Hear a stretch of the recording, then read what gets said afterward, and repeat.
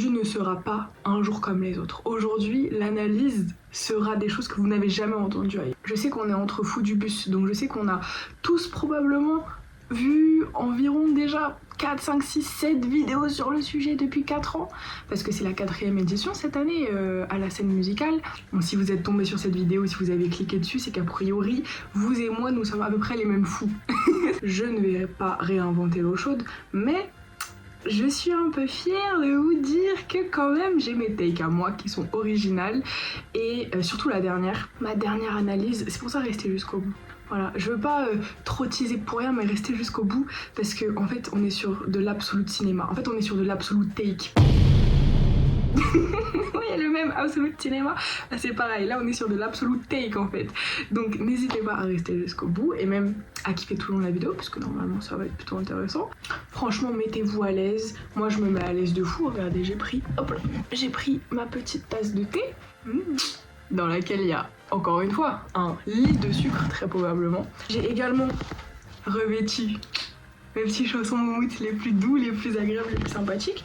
Et je pense qu'on est prêt à partir pour quelques dizaines de minutes. On est là pour parler des flammes. On est là pour parler des flammes comme d'une cérémonie du compromis. Qu'est-ce que ça veut dire? Qu'est-ce que ça implique? Est-ce que c'est grave si c'est le cas? Pourquoi ça le serait pas tant que ça? Parce qu'au final peut-être que ça nous amène autre chose qui sont plus importantes. Tout ça c'est des sujets qu'on va aborder aujourd'hui. Le 23 avril 2026 s'est déroulée donc la 4e édition de la cérémonie des flammes à la scène musicale en présence d'un public, retransmise sur certaines chaînes de télévision. Il me semble que c'était TV5 Monde cette année, qui avait aussi pas de Twitch cette année, d'ailleurs on va en reparler parce que c'est intéressant. La cérémonie elle était créée par 3 entités, Yard, Bouscapé et Spotify. Yard c'est une agence de communication si je dis pas de bêtises, qui fait aussi des événements comme le festival Yardland sur lequel j'ai pu bringuer chaque été depuis sa création maintenant. Bouscapé qui est un média rap à l'origine, qui existe depuis plus de 20 ans il me semble. Voilà, ça fait un moment qu'ils sont là, implantés dans le paysage rap et aujourd'hui ils se sont un petit peu élargis dans leur ligne éditoriale puisqu'ils parlent aujourd'hui de plein d'autres sujets que du rap.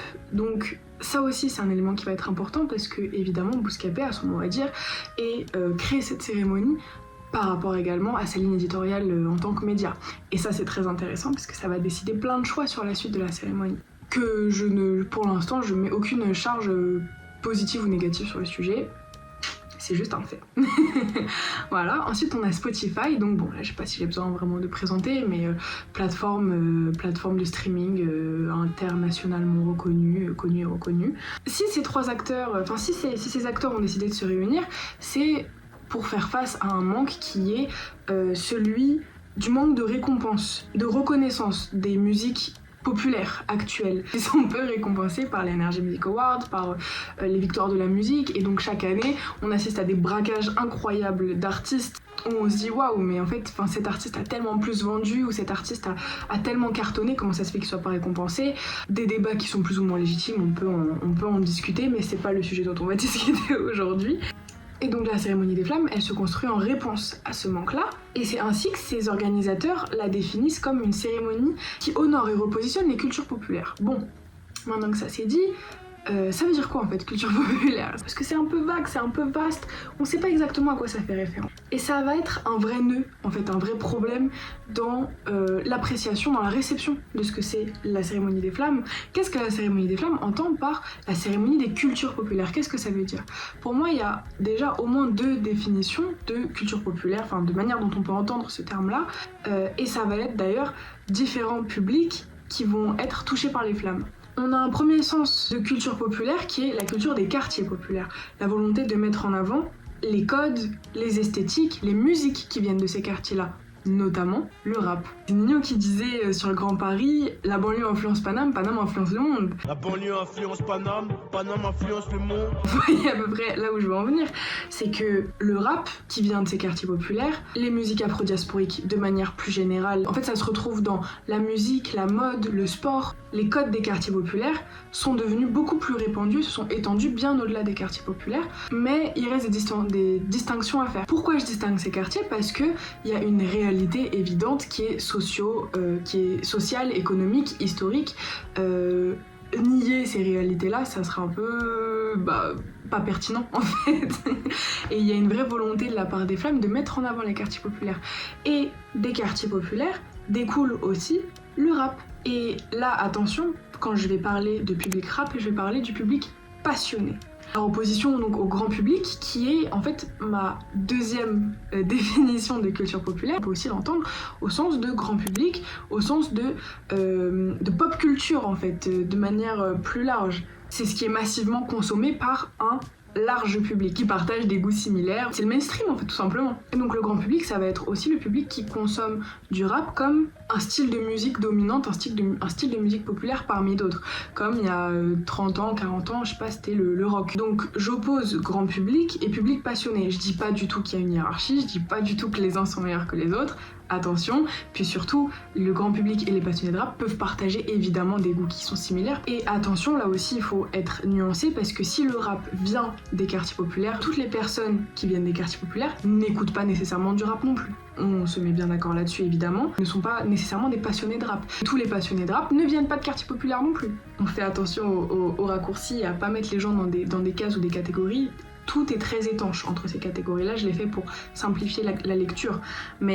Et d'ailleurs, quand on est dans deux de ces catégories-là, finalement, on va peut-être être plus touché par les flammes que quand on est dans une seule. On va se sentir moins frustré. Le compromis, il implique nécessairement une espèce de perte de radicalité, puisque t'es obligé de faire des concessions. Donc tu peux pas être radical, littéralement.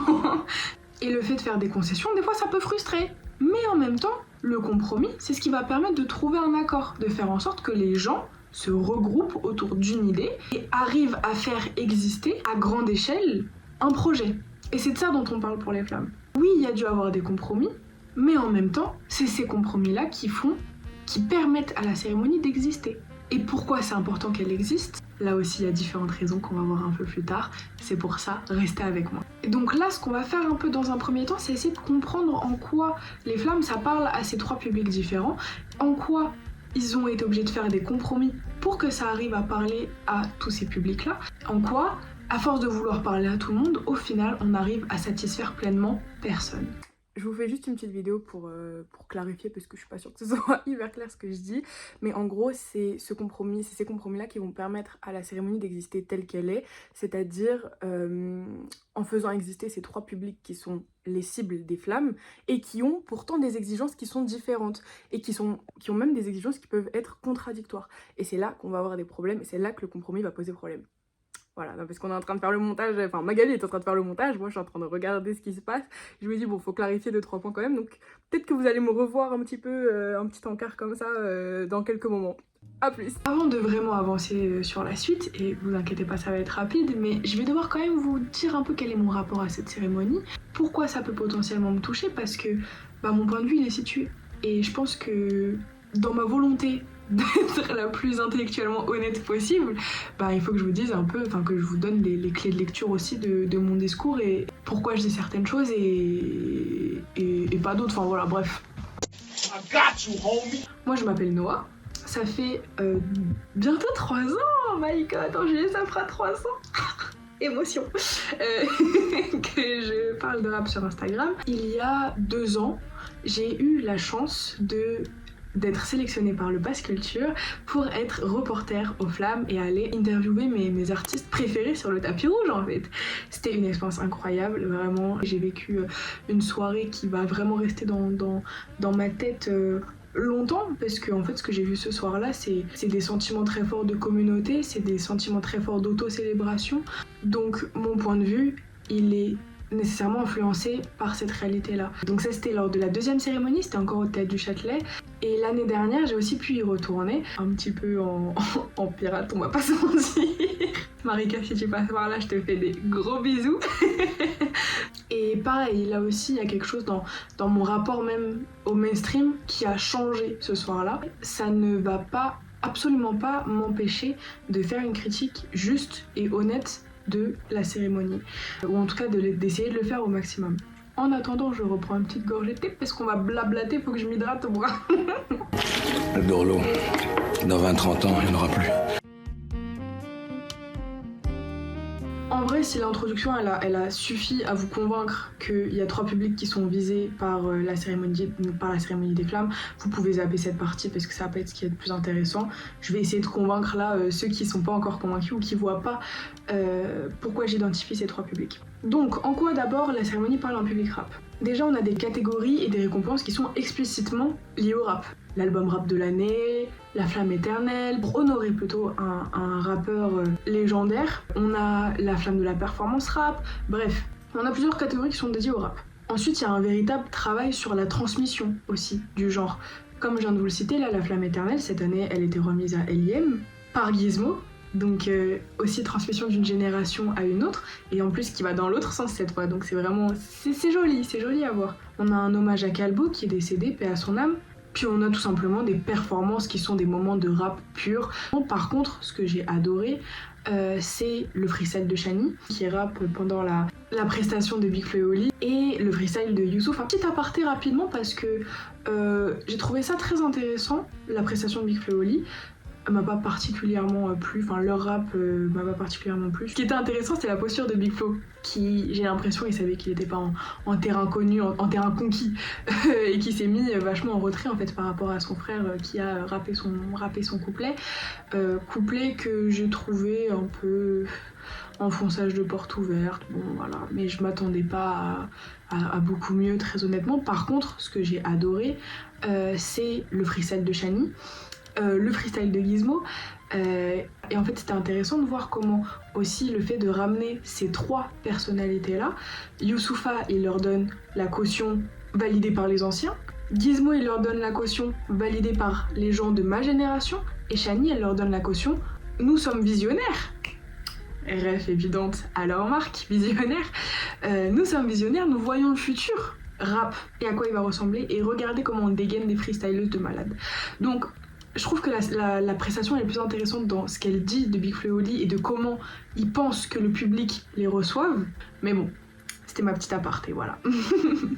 Et donc ça, c'est des moments qui sont tout jolis, qui sont tout bien pour les passionnés de rap qui connaissent l'histoire du rap, qui ont cherché à ce qu'on leur transmette la culture, qui sont allés chercher à connaître la culture.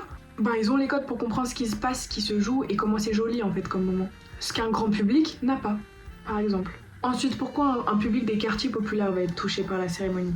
Déjà, il y a des remettants qui sont issus de ces mêmes réalités-là, de ces mêmes endroits, de ces mêmes quartiers. Donc, il y a une identification qui est faite. Par exemple, Alan Petre, qui travaille aujourd'hui à la NASA et qui est originaire de Seine-Saint-Denis. Et d'ailleurs, pour revenir sur Bouscapé, parce que là aussi c'est intéressant, je pense que pareil, il y a du débat aussi sur la question de Bouscapé, ils ont ouvert, ils parlent plus de rap comme avant, maintenant ils parlent de sujets de société, etc. C'est nul, faut qu'ils reviennent sur le rap, machin. Je vous le dis tout de suite, je suis pas du tout d'accord, et c'est ok, on peut être désaccord. Les sujets qui vont être mis en avant par Bouscapé sont pas les mêmes que ceux des rédactions classiques, traditionnelles des grands médias français, parce que précisément, ils viennent du rap. Et ça, je trouve que c'est super beau, c'est super puissant et c'est super fort d'arriver à le faire, et qu'il faut surtout pas... en fait, c'est dommage, ce serait dommage de réduire Bouscapé et de vouloir les réduire au rap. Alors attention, j'adore mes médias qui traitent que du rap, il y en a plein que je suis. Je peux vous SO La Pépite, je peux vous SO Newton, mais c'est important qu'il y ait aussi des médias qui viennent du rap pour imposer leur point de vue sur des sujets d'actualité et de société en fait. Et pourquoi du coup Bouscapé c'est important aussi dans la cérémonie des flammes, c'est que sur la partie éditoriale de la cérémonie, je pense que c'est eux qui ramènent le côté social, le côté flamme de l'engagement par exemple. Le côté on va mettre en avant des gens issus de la société civile qui sont des gens qui nous ressemblent, qui sont des gens qui viennent de ces quartiers populaires, qui viennent des diasporas, parce qu'il y a une ouverture sociale et une ouverture qui va au-delà simplement du rap. En parlant justement de la flamme de l'engagement social, cette année c'était remis à Banlieue Climat, qui est à Saint-Ouen. Ensuite il y a aussi des codes des quartiers qui sont mis en avant. Par exemple Boulaya et L.I.M qui viennent en survêt à la cérémonie. Là aussi c'est très intéressant parce que c'est une volonté, je pense, de répondre aux critiques qui avaient été faites aux flammes les dernières années, d'être une cérémonie trop tapis rouge, trop en fait qui reprend des codes élitistes, bourgeois, presque des cérémonies classiques.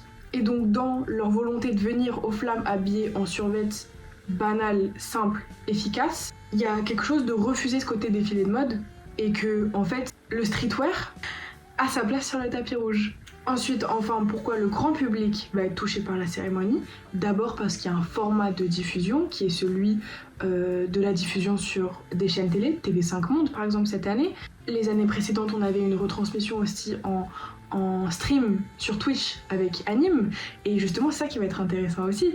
Anime qui a pas grand chose à voir avec le rap. De temps en temps, je fume la bœuf, le bédo me fait mal, on prend un petit... À la base, représente parfaitement bien ce que un grand public va attendre d'une cérémonie, c'est-à-dire une grande accessibilité. Ça va être la télé, Twitch, YouTube, ces trois-là. La télé pour des générations un peu plus anciennes, Twitch et YouTube pour des plus jeunes, pour des nouvelles générations. Et aussi, un point sur YouTube qui me semble important de notifier, c'est que YouTube, il y a un accès mondial. Il y a un accès où en fait tu te branches sur le direct et de n'importe quel pays d'où tu sors, tu peux avoir accès à la cérémonie des flammes. Et donc du coup, ça augmente vachement l'accessibilité et ça participe à ce côté grand public que les flammes veulent avoir.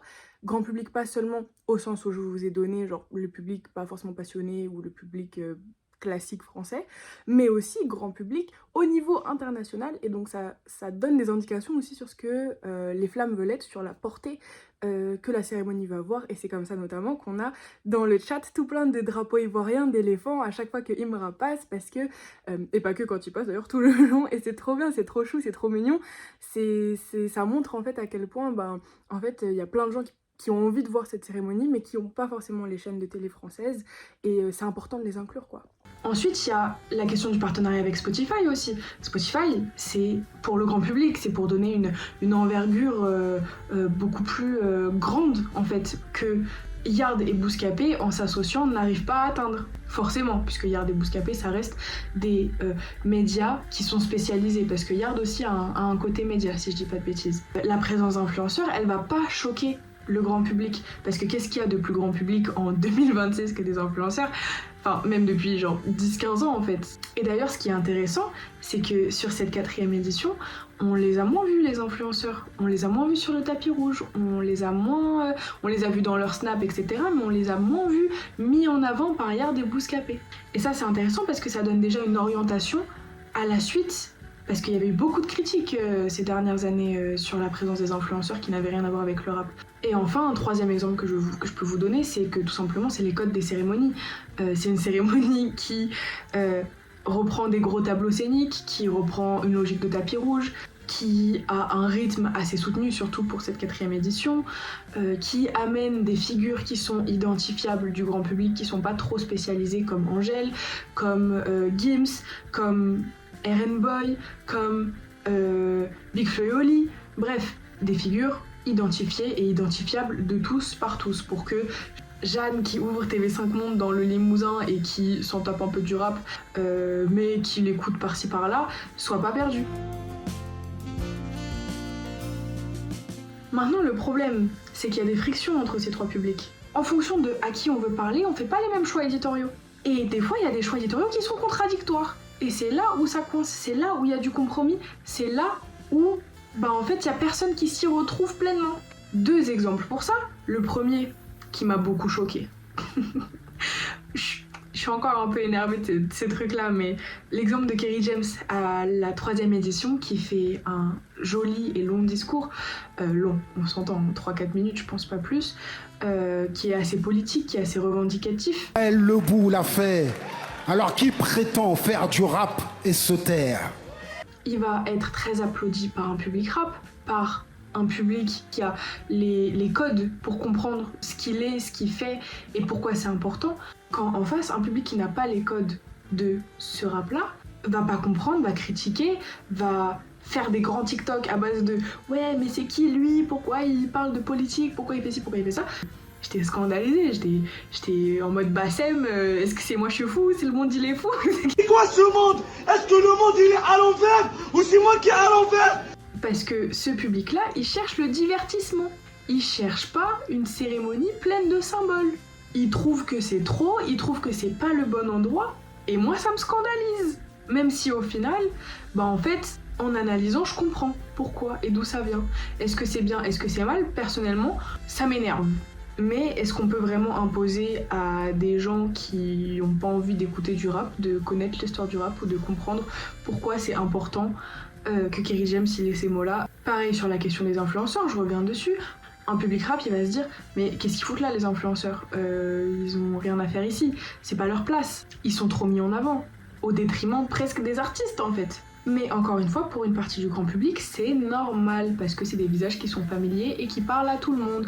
Et s'ils étaient pas là, ça serait peut-être limite un peu plus bizarre. Et ce que je trouve dommage au final dans tout ça, c'est que, en voulant récompenser le rap comme une catégorie parmi d'autres, ils généralisent trop un genre qui est archi multiple, archi riche, et qui mériterait presque une cérémonie à lui tout seul en fait. Et je pense que quand Yard Bouscapé quand Yard et Bouscapé annoncent la création de cette cérémonie, les passionnés de rap, ils s'attendent à une cérémonie focus sur le rap, en tout cas qui saura récompenser dans sa globalité, dans sa multiplicité, dans sa richesse, plein de sous-genres et d'artistes qui méritent en fait.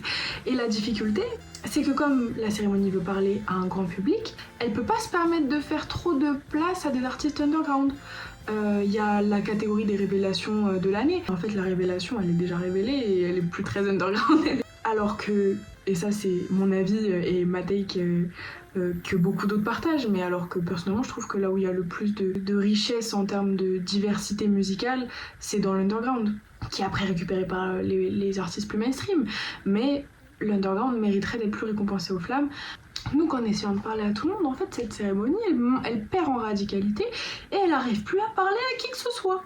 Elle n'arrive plus à satisfaire pleinement aucun de ces trois pôles. J'en ai rien à secouer, je suis anarchiste et je voudrais foutre en l'air toute la société capitaliste. Je sais pas si j'ai bien expliqué pourquoi, en fait, je parlais de compromis. Mais parce que du coup, vous voyez là les exemples que je vous donnais tout à l'heure sur avoir Kerry James, d'avoir des streamers, etc.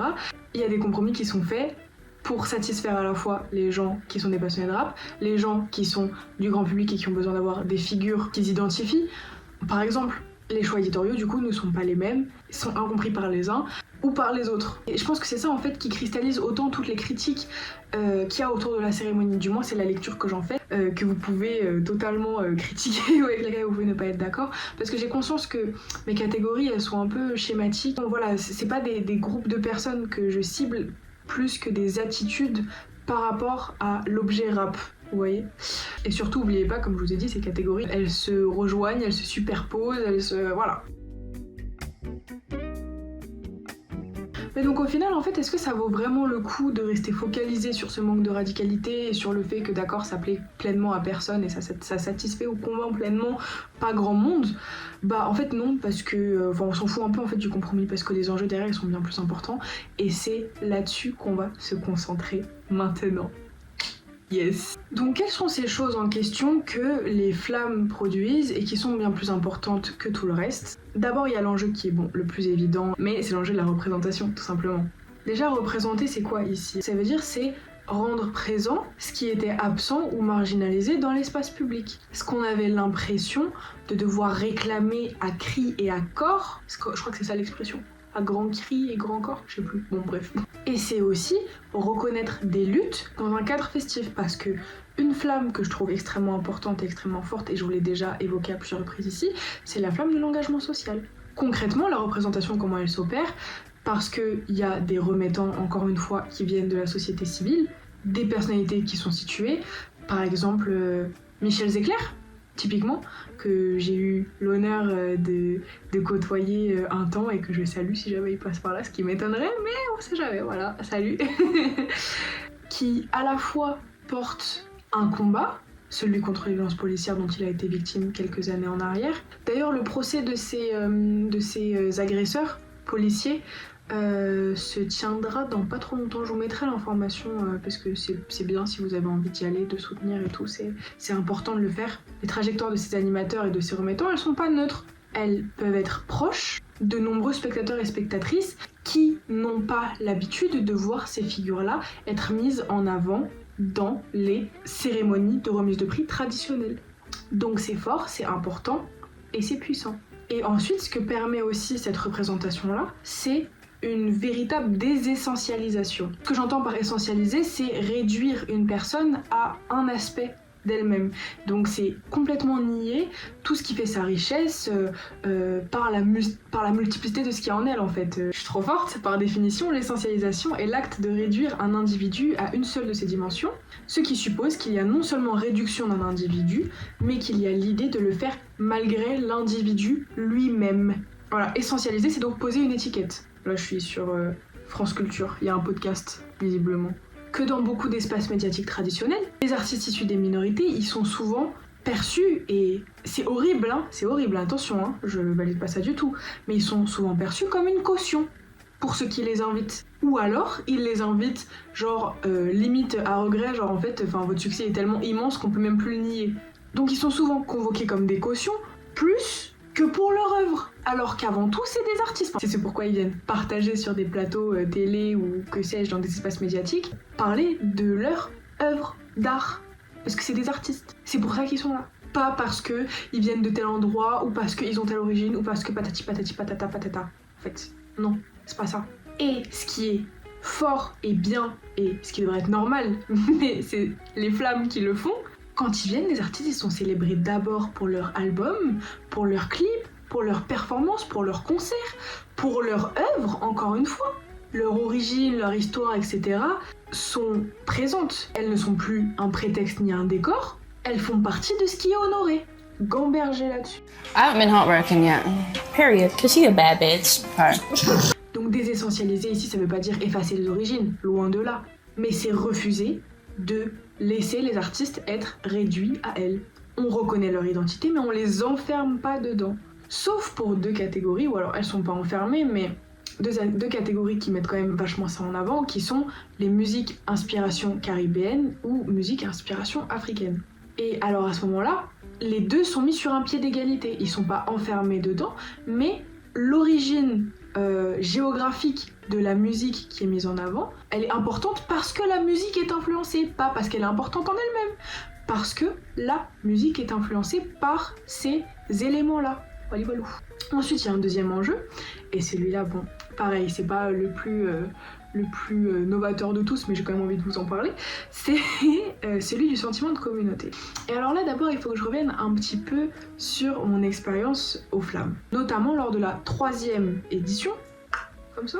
Vous faites plutôt 3 comme ça ou 3 comme ça? Parce que là, j'ai fait comme ça, mais moi, je fais 3 comme ça. Donc, la 3e édition, lors de la 3e édition des Flammes. Parce que ce que j'ai ressenti ce soir-là dans la salle, c'est quelque chose de très fort sur le sentiment de communauté. Et c'est ce qui s'est retrouvé être permis par le mainstream. Parce que le fait de chanter les mêmes refrains, tous ensemble, de vibrer au même moment, d'être entouré de personnes qui comprennent et partagent les références qui sont présentes dans ces morceaux, ça donne un sentiment de communauté et de communion qui est très fort. Et ça va évidemment au-delà des Flammes, parce qu'en fait, c'est ce qu'on retrouve aussi dans les concerts. Et ce qui permet ça à grande échelle, du coup, c'est le mainstream. En fait, ce que je me suis dit quand j'ai entendu genre Pélican de L2B, c'était putain, je suis vraiment une connasse de l'underground. Parce qu'en fait, comment j'ai pu passer une année à négliger, à aussi peu écouter le mainstream, parce que là, je me retrouve comme une couillonne en fait dans un espace où là je maîtrise pas. Mais en fait, la force du mainstream, c'est pas forcément d'être original, c'est de créer du lien entre les gens. Et moi, c'est ça que j'ai ressenti de très fort, c'est de me dire waouh, parce qu'on écoute la même chose. Et en fait, c'est bateau de ouf dit comme ça, mais je l'ai vraiment réalisé pendant la cérémonie. Je l'ai ressenti profondément pendant la cérémonie.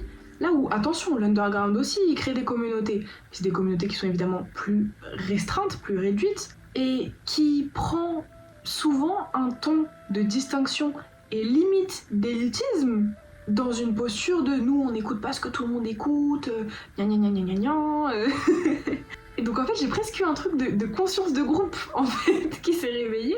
Attention, qui reste fragile et temporaire parce que c'est le temps d'un morceau, le temps d'un concert au Stade de France par exemple. Voilà, ça aussi je trouve ça génial.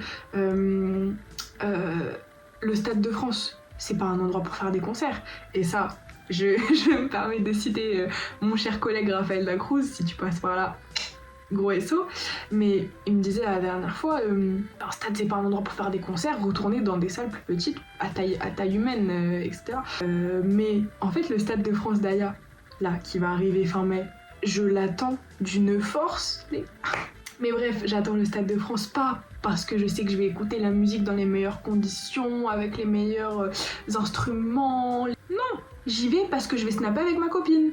J'y vais parce qu'on va faire des playbacks comme ça avec un gros flash sur nos têtes. J'y vais parce que je vais partager un lien fort avec les filles qui seront à ma gauche, les filles qui seront à ma droite, et que, en fait, on va se retrouver autour de la musique d'Aya Nakamura. Et c'est ça qui est fort, parce que j'ai envie de partager un moment collectif fort.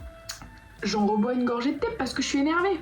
Je suis énervée qu'en fait on crache sur ce sentiment de communauté. Et c'est là qu'on arrive à ma absolute take. Préparez-vous, buvez une gorgée vous aussi de votre thé, de votre chocolat chaud. Parce que... En fait, il ne faut pas que je vous tease à ce point-là, parce que si vous êtes déçus, après je vais être trop triste.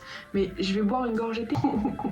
Bien, là il va falloir me suivre parce qu'on va aller loin. On va aller loin.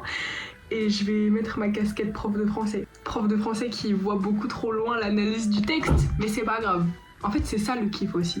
Le kiff, c'est de faire des théories. Soyez pas choqués. En fait, pour moi, les flammes, c'est une cérémonie du métissage.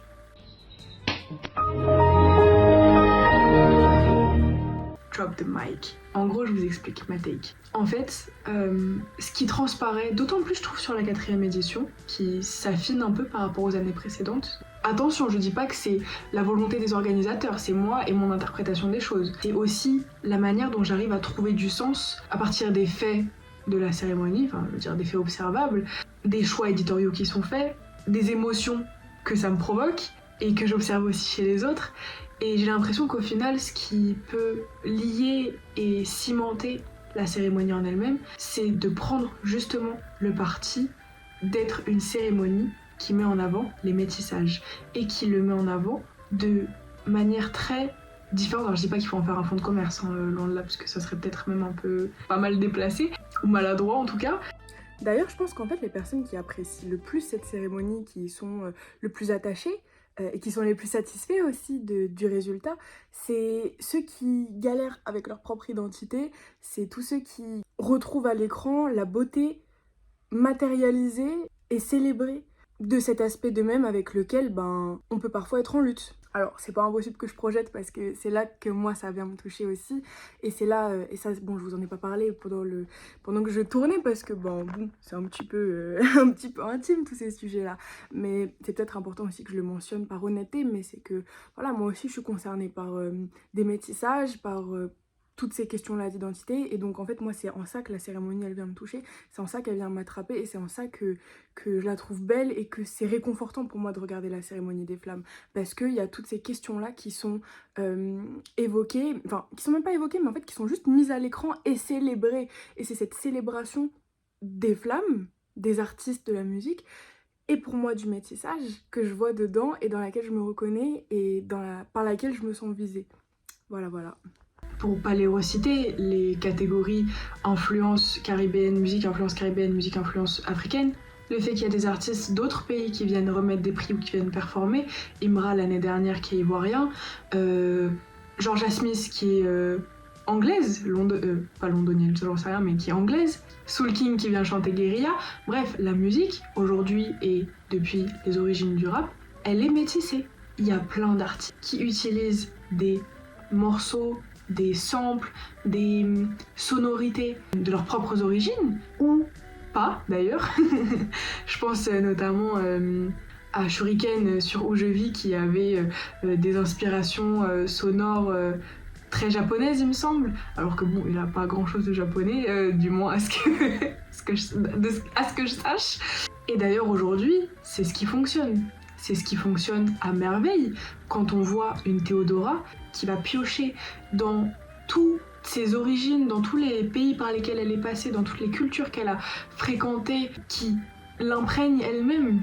Pareil, à Ino Casablanca, quand on voit les succès d'artistes comme ça aujourd'hui, on voit à quel point c'est de plus en plus fréquent, de plus en plus fort, de plus en plus moderne. Et se positionner comme une cérémonie qui met en avant ses métissages musical et culturels, c'est être une cérémonie profondément moderne. À l'image de la société française, qui est elle-même marquée par des métissages. Après, Je parle d'un point de vue encore une fois là qui est situé parce que je suis une citadine et c'est vrai que quand on est une citadine, une parisienne d'autant plus, on a un rapport à la diversité, aux origines, etc., qui est plus normal qu'ailleurs en France, dans les endroits hors grand pôle urbain. Ce métissage, il peut être beaucoup moins présent. Mon expérience, c'est celle d'une génération où une des premières questions qu'on se pose, c'est quoi ton origine, tu viens d'où? Parce que on est, pour beaucoup, des enfants issus de métissage, de cultures, d'identités qui sont différentes et qui sont... Il y a plein de métissages qui sont possibles, il y a plein de manières de se retrouver dans une forme de métissage.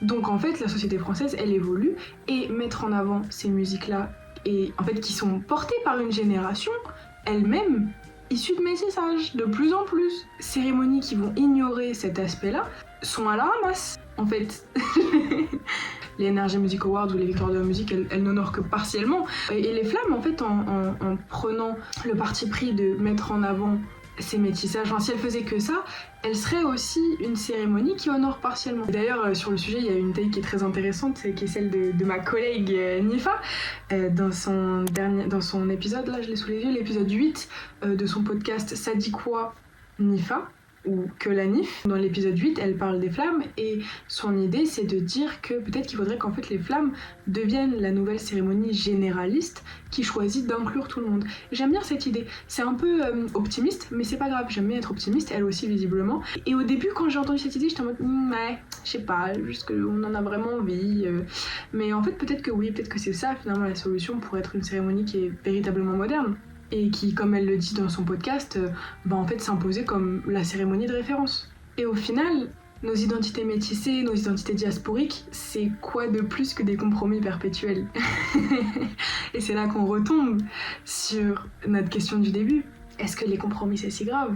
Parce que vivre avec plein d'identités différentes, avec plein de cultures différentes, c'est des compromis perpétuels entre ce qu'on garde et ce qu'on laisse, entre ce qu'on abandonne et ce qu'on cherche à acquérir à tout prix, et comment on habite une identité qui est française, qui peut parfois entrer en conflit avec d'autres aspects de nos cultures, de nos héritages. Et donc les flammes, comme étant une cérémonie qui négocie entre plusieurs mondes, en fait c'est un très bon reflet.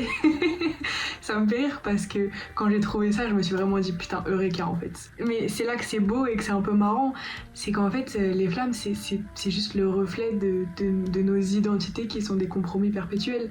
Et d'ailleurs qu'on soit métissé ou non, hein, là je suis dans le cadre de cette réflexion-là, mais en fait, de manière générale dans la vie, on fait constamment des compromis. Et après, bon, vous allez me dire, j'abuse parce qu'au final, tout est compromis dans la vie. Comme je vous ai dit, hein, moi j'essaie juste de trouver du sens. Et j'aime bien cette analyse, j'aime bien cette interprétation, donc j'y vais à fond. Mais je sais pas, j'aime bien. Voilà, j'aime bien. Donc au final, les flammes, c'est pas seulement une cérémonie du compromis, c'est une cérémonie qui l'intègre en miroir de nos identités diasporiques, qui sont faites de mélanges, de négociations, de contradictions, mais aussi de fierté. Et le fait de se voir être représenté, c'est un motif de fierté qui est extrêmement fort.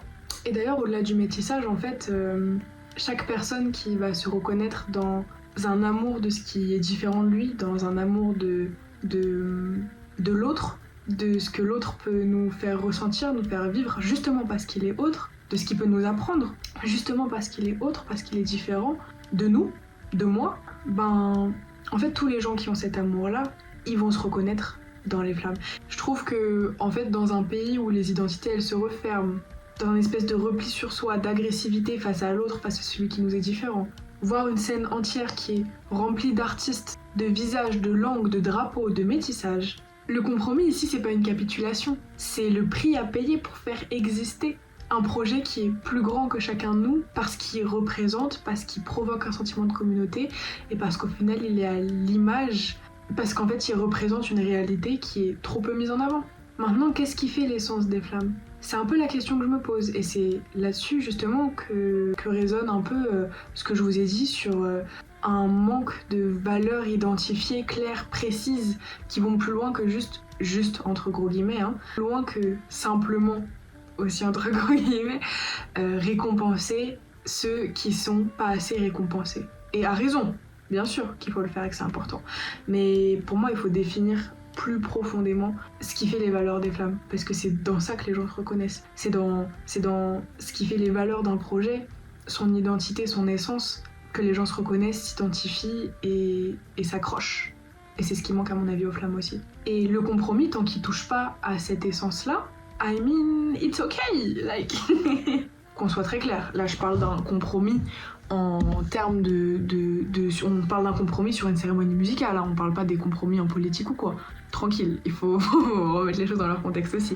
Je suis pas une adepte du compromis en politique parce que souvent il perd sa radicalité et la radicalité c'est très important. La radicalité c'est très important quand on perd des valeurs et en fait la radicalité elle porte sur à quel point on va défendre nos valeurs et on fait pas de compromis sur les valeurs. On peut faire de compromis sur plein de choses, mais pas sur ce qui touche aux valeurs. Donc, ce qui manque aux flammes, c'est les valeurs. Ce dont par exemple ne manque pas Yardland.